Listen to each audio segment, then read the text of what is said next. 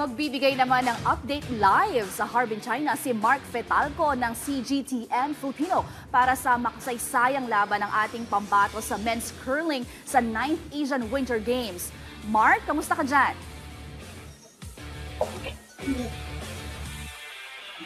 Sheila, in high spirits nga ang Philippine men's curling team matapos ma-secure ang kauna-unahang medalya para sa Pilipinas sa Asian Winter Games. Sa 7th end ng semifinals ng men's tournament kagabi, nagtay ang Pilipinas at China 6-6. Pero sa 8th at final end, lumamang ng 1 puntos ang ating pambansang koponan para sa kabuang score na 7-6. Kaya naman kita-kita ang kasiyahan ng Philippine men's curling team na binubuo ni Mark at Enrico Feister, Alan Prey, Christian Holler at Benjo de la Rumente, ang presidente ng Curling Pilipinas. Sa video na ipinost ng Philippine Sports Commission, in full celebration ang delegasyon ng Pilipinas kabilang na sina Chef de Mission Richard Lim, Curling Winter Sports Association of the Philippines Secretary General Jared Bello at Technical Working Group ng PSC. Sabay-sabay nilang isligaw ang Pilipinas atin to at ibinagayway ang bandila ng Pilipinas. Sa pahayag ng Curling Pilipinas, labis ang kanilang pagkatuwa sa naabot na milestone lalo't ito ang kauna-unahang podium finish sa kasaysayan ng Winter Multi-Sport event. Bago pa man ang laban ng men's curling team, nakapanayam namin si Curling Pilipinas President de la Rumente at sinabi niyang goal talaga nilang makapag-uwi ng gintong medalya para sa Pilipinas. Sinabi rin niyang gusto nilang makapagtayo ng curling facility sa Pilipinas.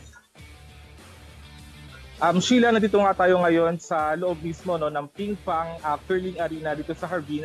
At mamayang alas 9 nga, eksaktong 9 a.m. ay magsisimula na ang gold medal match sa pagitan ng Pilipinas at South Korea. Kung makikita mo sa aking likuran, Sheila, ay nagsimula na yung 5 minutes practice ng ating pambansang koponan. At talagang prosiguro talaga sila na may uwi ang gintong medalya. Pero nevertheless, ay talagang sure win na tayo dahil hindi talagang uwing luhaan dahil make sure na unang medalya para sa Pilipinas sa Asian Winter Games. Sheila. Yes, Mark, nako, very historic nga ito nga event na to ng curling team. Pero Mark, kamusta naman ang team, ang atmosphere dyan ngayon bago ang laro?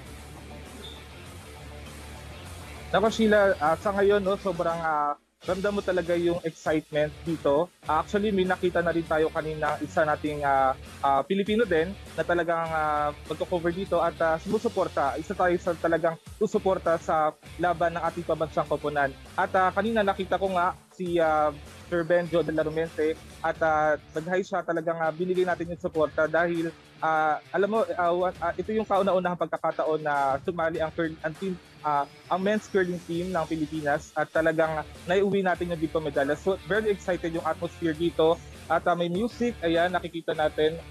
Yung ibang team din ay nag-practice sa kabilang line. So far, yan, ito yung atmosphere dito. Sheila.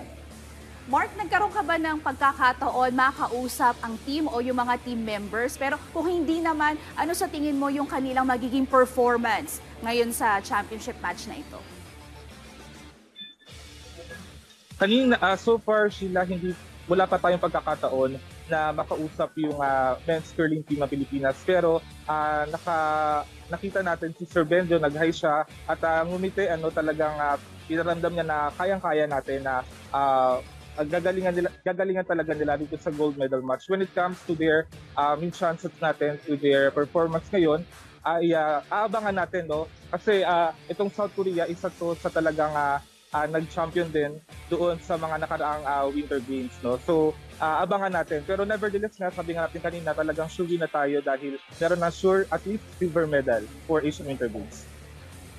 Maraming salamat and enjoy the game, Mark. At ayan si Mark Fetalco. Thank you for this exclusive interview live mula sa Harbin, China para sa 9th Asian Winter Games.